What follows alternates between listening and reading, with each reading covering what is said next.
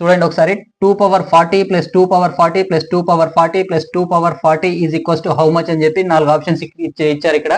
So ఇటువంటి question ఏ విధంగా చేయాలంటే జనరల్ గా తొందరలో నెంబర్ ఆఫ్ క్వశ్చన్స్ ఎక్కువ చేయాలన్న ఉద్దేశంతో స్టూడెంట్స్ ఏం చేస్తారనంటే ఈ అన్ని పైన ఉన్నటువంటి పవర్ లో ఉన్న నెంబర్ అన్ని కలిపేసి ఇందులో టక్కున 2 power 160 అని కూడా పెట్టేస్తారనమాట. సో జనరల్ గా ఆ కాన్సెప్ట్ తప్పు. ఒకసారి గమనించండి, చాలా సింపుల్. ఏ విధంగా అంటే ఇక్కడ ఉన్నటువంటి వాటిలోంచి 2 power 40 అనేది కామన్ తీసుకుంటే అప్పుడు 1 + 1 + 1 + 1 అవుతుంది.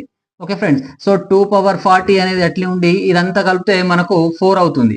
4 కాబట్టి ఆ 4 ని మనం ఏం రాస్తాం, 2 power 40 × 2 స్క్వేర్ అని రాయొచ్చుగా ఫ్రెండ్స్.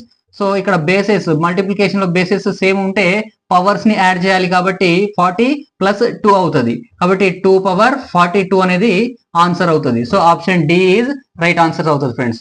ఓకే, కానీ తొందరపడి మనం